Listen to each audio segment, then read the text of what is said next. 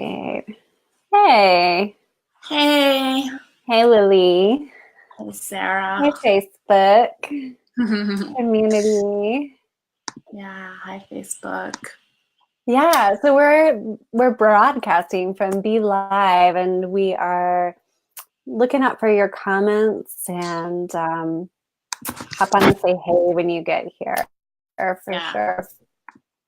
I'm gonna go into Um, Facebook and make sure I can see people's comments.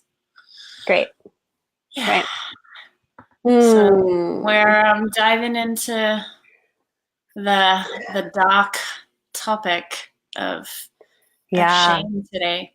Mm-hmm. Yeah.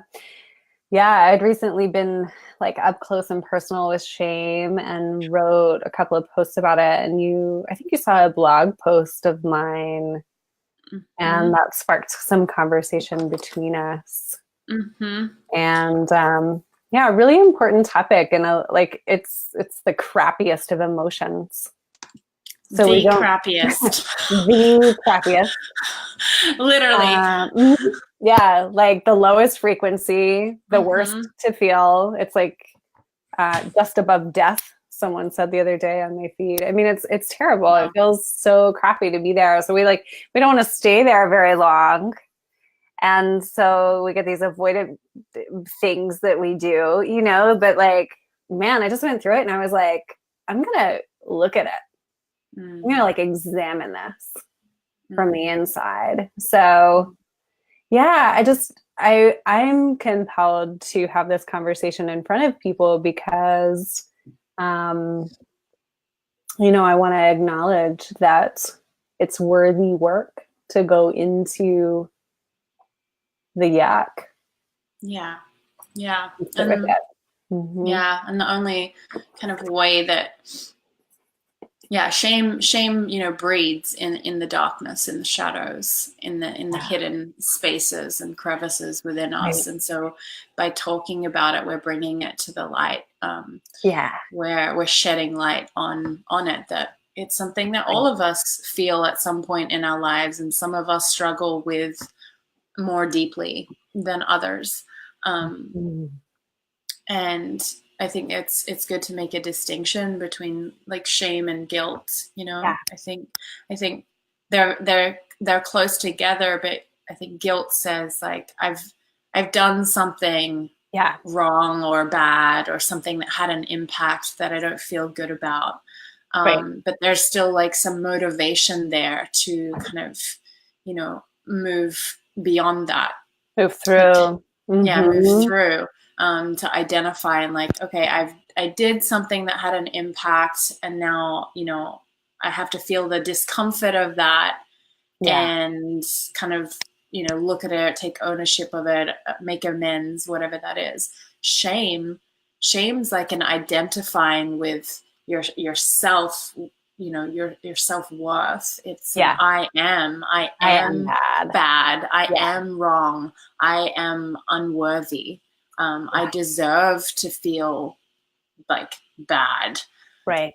So and in that place, it's like pretty tricky, and Hmm. heavy Hmm. to move out of, to feel like, if you feel unworthy to feel any better, any different, Yeah. than other than that, like kind of hole of shame, Yeah. um, Yeah. then you don't have much motivation to move out of that, because you don't think you deserve to move out of it. Right. And these, like I call them tapes, like the tapes get written, the Mm. internal, like I'm not worthy, or I'm not enough, or I'm bad. Like the Mm-hmm. voices of shame, the tapes get written often really early, Mm-hmm. So, yeah, I wrote again this morning. I posted a blog post. When I was 18, I got pregnant, like in my first Mm-hmm. semester of college. Like I went away to college, 10 hours away from home, like a really amazing opportunity at this like really progressive school.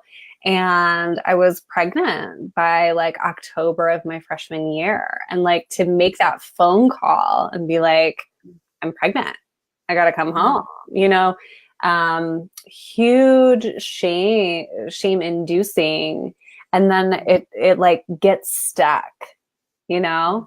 So I recently, actually, I'm just going to like dive into the vulnerable share here. Like when something, you know, didn't go as planned, and I was kind of like in the grief of it, I realized that there was still this component of shame that had been active for like the last 18 years, you know, since my daughter's birth. So my daughter was born and then she was adopted, you know, so at 19. And what I did from that point forward, because I was like, the shame had become a part of me, a part of that identity. And I was like, I mean, I knew I was doing this. I knew I was doing this for years. I was just striving to like prove myself that I was enough, right? Like, oh, if I wasn't old enough or wise enough or rich enough or married enough or like all the things to have the baby, then like I had to go out and make something of myself. And we live in this like culture that, you know, perpetuates that inadequacy. Like we all have those stories of like the not enoughness, you know, which are kind of at the root of like a shame story. So yeah, so like the perpetual going and striving, like I caught myself in another cycle, and I kind of hit a brick wall that like forced the recognition. But I was like, oh wow, a part of me has like still been running from shame, you know, from feeling that like unworth. And so then like to take the opportunity to sit with that and notice, like you were talking about how shame can take over, and it certainly can, because it's like an I am, it's an identity thing. You know, we can also like bring consciousness to it, and kind of, I have practices where I like sit with the emotions. So we're with them, we're watching them, and we're learning from them. And I think it's in large part, conscious decision that like we're not going to let them overtake us. Yeah, so I got a good look at that, you know, the thing that still in there from long ago. But yeah, that's a little bit of story. Yeah, thank you for sharing the vulnerability and yeah, totally. Yeah, the cycle of shame is it runs deep, and it is that cycle of patterns of unresolved feelings of unworthiness, not good enough, or where we feel like we failed, that kind of rear its head and play out in our lives. And I really see, you know, this link with addiction and shame. And like depression, obviously. The avoidance of it. The avoidance of it. And all of the ways that we use stuff, you know, anything, relationships, love, sex, smoking, drugs, alcohol. Career, working, social media, whatever it is, like, there are so many ways that we use to avoid really being with that shame, and we use those things to reinforce the shame and reinforce the that point, that story, the tape, you know, you said, to reinforce that tape is true. Like, oh, well, see, I went and did the thing again that I said I wasn't going to do again. Or, you know, that had that impact, or, you know, had that addiction. So, you know, that reinforces that I'm just, you know, a piece of shit, really. Right. And yeah, like the negative emotions themselves can actually be addictive in the brain, you know, like, ooh. Yeah. I mean, I just totally, I just wrote like a little post, you know, sharing that we were going to be doing this live, and talked a little bit about my, like, it was an addiction to shame and an addiction to self-punishment that I was really struggling with. And of course have to continue to be aware of that. That's one of my patterns, one of my struggles. But I would, for me, it would come out in my intimate relationships with my anger, actually, when I wasn't in any kind of like conscious relationship with my anger, and being able to, speak my truth and express what my preferences were, where my boundaries were, and what I was, feeling angry about. Right. I wasn't doing that in a conscious way. And so it would just be this like boiling up and then coming out and saying things that were hurtful and harmful. And then I would go into this deep shame spiral of like, what a horrible person I am. Yeah. And I would just, kind of like I was addicted to that emotion, even though it felt so horrible, Yeah. It was like, oh, see what you've done. Like, you're not a good person. You deserve to feel this way. And so that, like, coming face to face with that and taking responsibility, and really sitting with and being with that, which is incredibly uncomfortable. So uncomfortable. And I'm so glad that you brought up conscious relationship and responsibility, which we're both really interested in. And to acknowledge like our own shame triggers is huge, because most of the time what's going to happen is that like we're going to protect ourselves from like feeling that unworthiness, and we're going to go after our partner like in an unconscious way. To be like, well, how the hell are you doing this to me? But we're really guarding ourselves against feeling our own shame. Right. Yeah, I identify with what you said a lot. Yeah, and that relationship with blame and shame. Yes, I think it's really, really important. And I love Brene Brown. Talks on these topics, and she says about blame that it's just a way for us to dissipate our own pain. It's like, it's too painful. I don't want to feel it, so I'm going to put it on you, and dissipate that pain. Yeah. And then of course that shame cycle can be perpetuated. Yeah. Right. Yep. So common. So I was just, did you want to bring something up? No, I was kind of just like wanting to like prod anyone who's in the conversation or, watching right now, if they want to add anything to this conversation. Would love to hear from you. Absolutely. Yeah. So I was just like looking at a Brene Brown book, because when Daring Greatly, like when I found that book, I was like, holy crap. Yes. Like this is all the things I've been doing, And like a friend asked to borrow my copy, and I was like, there are so many notes in those margins, like stories that I might write one day or something like that. And so like I opened it up, and I think there was this question in me over the last like 4 weeks or so, as I've just kind of been like peeking under this shame, hood a little bit. And I was like, so how did I miss this? Like if I'm like willing to look under all the rocks and do this like gritty work, like I was kind of surprised, to find myself there.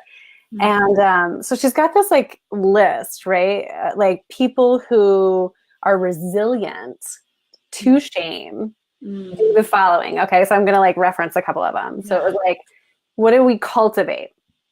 Authenticity, self-compassion, a resilient spirit, gratitude and joy, intuition, trusting faith, creativity, play and rest, calm and stillness, meaningful work, and laughter and song. And I was like, isn't that really interesting? Like, I do all those things. Like, I mean, that's like, hell yeah, check. That's your life. Right? Yeah, like that's life. Okay, resiliency, yes. But it's really interesting that like you can cultivate all of that, and it's kind of we're coaches, and so there's this, in my opinion, there's this like we're always going up, right? Like we always want to go up. Like, okay, authenticity, yeah, self-compassion, check. Like resilient spirit, yes. Like it's like this checklist of the strong and the positive and resilient, right? Yeah. And I was like, oh, but like looking at the shitty part of shame is like not on this list. You know what I mean? Yeah. Like you gotta go low and high. And like I'm always kind of saying, like, we go through, like I want people to hire me when they want to go through something that's like meaningful. We have to look at the uncomfortable, meanwhile embracing all of these like skills for wholehearted living, so that's why I'm kind of compelled. That is why I'm compelled to have these conversations right now and like writing about shame on my blog, is because I don't want us to avoid looking at what is difficult to look at, like when we are in that like arena and we're transmuting those negative emotions. I think that's like where we gain the most. Yeah. Yeah. And not getting into any like pretending that because we're developing resiliency and self-compassion and creativity and all of these things that we're not going to have shame come up. Right. Like, or because we're coaches that we're not going to have that stuff come up. Right. But yeah, those are, and I mean, I know vulnerability is a big piece that Brené Brown, researched about and talks about, and, also owns that, like, she like went into her research to kind of like prove that wasn't like something that was needed. Like, I don't need to be vulnerable. It's good for me to like keep this like this protective, armor over my heart, and not actually let myself feel. Yeah. So, that letting ourselves feel is, and being able to like look under the hood and go like, ugh, shit here. Yeah. Like, I call it like with my clients, I'm like, it's the shame shitstorm. Like it sucks, Yeah.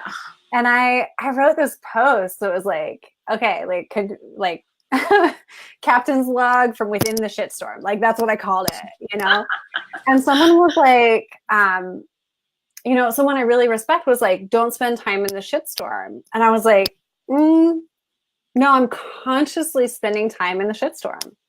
Yeah. Like we have to, and like being able to sit, I have methods and mentors where like when I'm sitting with the shame and I'm meeting like the vibration of the shame, I'm literally like inviting it to transmute into something else, right? Like we are shifting even the frequency of the emotion like in the body, and we're moving it through. But like that can't happen if we're shutting it down and moving forward. Like it's still in there if I'm shutting it down and moving forward.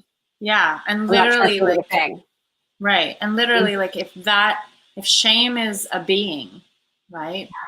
If it's like a living being, and we're going to be like, we're not going to give you attention because we're not going to like, play in that field. We're just going to move higher and become positive and move forward. And it's like that being still exists and is still like gonna find another way to like sideways come out in your life. And literally like that being is saying, I'm unworthy of your attention, I'm unworthy of your presence, I'm unworthy of your love, I'm unworthy of your compassion.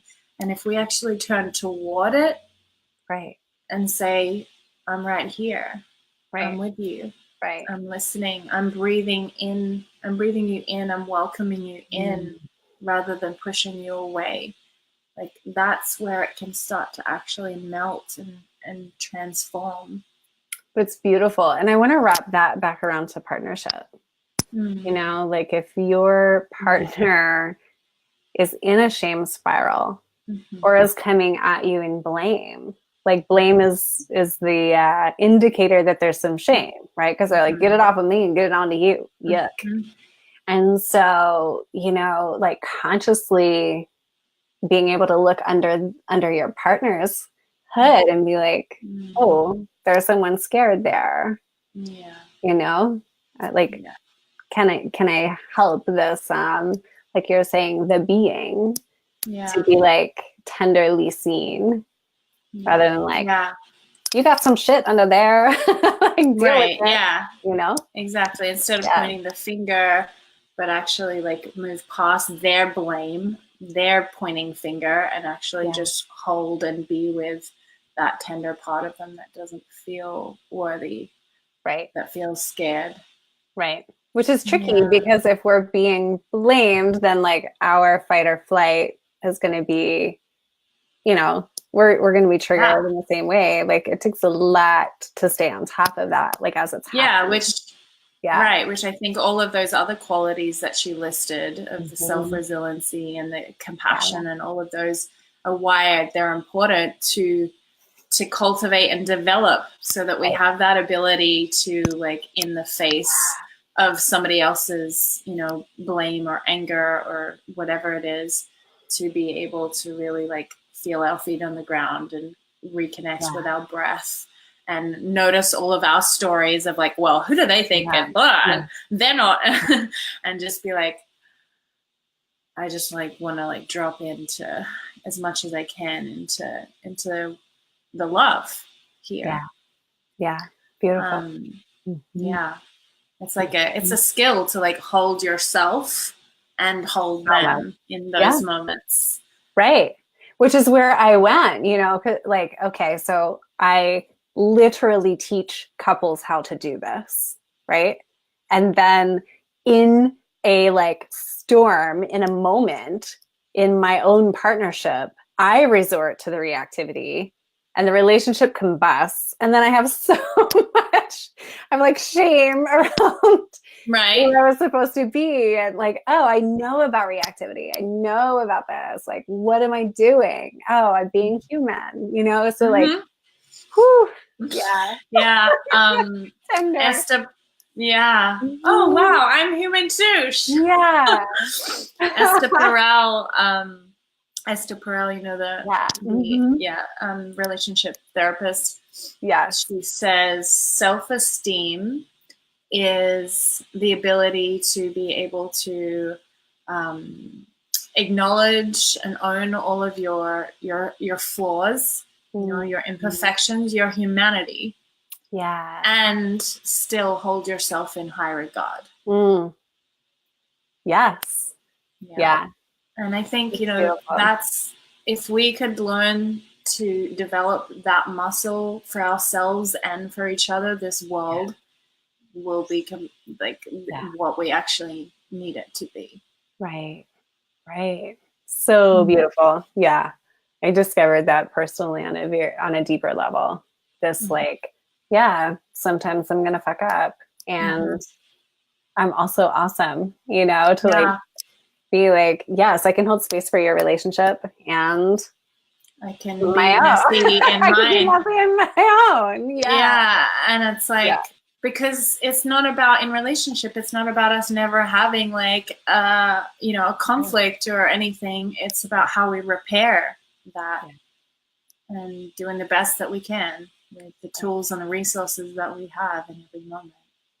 Right. And being able to like come back and go like, I messed that up. I was messy there. Yeah, which is so beautiful and gracious. I know you and I talked about grace. Might be a nice like place to end with. But grace, like, can we just have grace for our humanity? Can we have grace for ourselves and each other in this, that we have no idea what we're doing here, like, Yeah. you know, like why we're here, and how to do this, and we're creating a map, you know, we're trying to create Right. that map, and that way of figuring it out together. Absolutely. And grace that these tapes formed like a really long time ago, you Yeah. know? And so, like, as we are dedicating ourselves, you know, into showing up, um, and being the humans that we want to be, like, we can put so much pressure on ourselves in that space to, you know, be going after and to achieving. Mm-hmm. And if we're bringing grace to ourselves and to each other in that space, then, like, when we fall, it's not going to be so hard, you know? It's like, oh, I tripped. Yeah. I'm still awesome. Up we Yeah. go. Oop, time for a Yeah. little help now, you Mm-hmm. know? Mm-hmm. Yeah. Yeah, it's Yeah. something I mean, I struggled with for a while, you know, in my kind of like awakening healing journey, and I hear from others that struggle with where we hit that point where, you know, where we're revisiting that tape, that story, and Yeah. we're like, but I healed this, but I Right. worked through this, but you know, I grieved this, you know, and it's Yeah. like it's so deep, baby. Like, Mhm. and I also feel like we're tapping into the collective tape Yeah. as well. You know, Right. each layer that we uncover, where Right. you know, we're uncovering and we're reintegrating all of Yeah. those fragmented pieces of our own soul and that collective soul. Right. Right. So let's have And grace for that, it, how deep that is. so deep, so deep. Yeah. And then, you know, I see my work, and I'm sure that you do as well, like, see our work as service to the collective. Mm-hmm.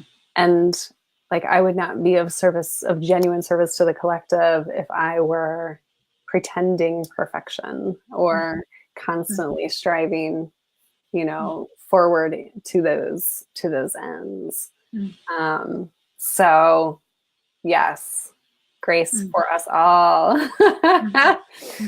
Yes. Mm. Mm. Thank you. This was fun to dive into the icky topic of shame. I know, it's so icky, really, just go there. Yeah. Yeah, yeah. Yeah. But I, you know, whew, we all have it. We all have, like, the shame tape that we're either addressing or not, or, like, you know, if it's like not welcome in the room, then we actually have some work to do with it Mm-hmm. because we're avoiding it.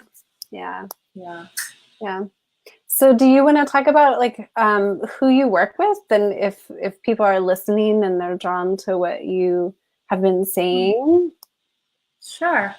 Thanks. I generally work with women. I work with some couples, but yeah, I mostly work with women around, you know, the core being self-love, Yeah, um, self-acceptance, and then some themes that kind of come off that are sexuality, sexual healing, um, and just like reconnecting with our intuition, our creativity, our power, and our purpose. And yeah, I find a lot of the work that I do is really like us redefining what power is and our relationship to that, because we've so been taught to fear power, and that like we can't trust our own mm, power, life force, you know, that we've been so conditioned to like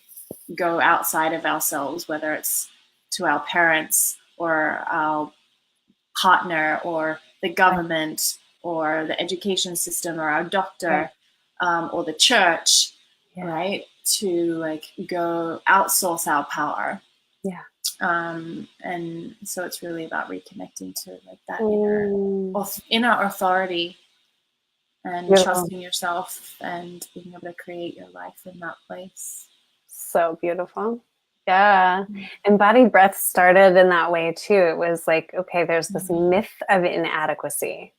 Like, let's find our true self. So, yeah, I talk about the soul journey a lot and like picking up the pieces of ourselves. And I work with individuals and couples, and the very methods that we were talking about on this call, like watching our conscious awareness, watching how we're relating to one another and to the world. And really interested in working with more men on the topic of shame, because so much shame exists in men, sort of a lot of it silently, and so much of their shame having to do with the feminine and their relationships with like mothers and women. So yeah, I'm especially interested if any gentlemen are watching and that resonates, because there's a special conversation to have there that, in my opinion, we need to have like much more broadly at this time. So Yeah. yeah, see For listening to that call. Yeah.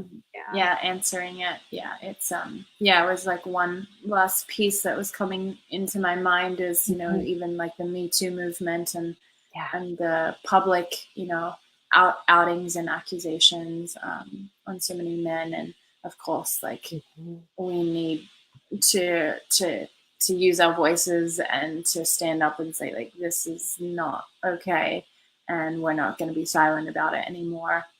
And calling men and everybody into higher accountability and integrity. And yeah, there's such a shame that men are carrying, and not knowing what to do with that, and it's deep. So it's very it's deep. important that we also, you know, continue to hold them as human beings. Yeah. And do our best to meet them with that compassion. Yes. That could be another Facebook Live. Yes, that's a whole nother one. Yeah. Thank you, Lillie. Yeah, thank you so much, Sarah. You too. All right. We'll see one another in the Facebook world soon. Yes. Thank you. Bye.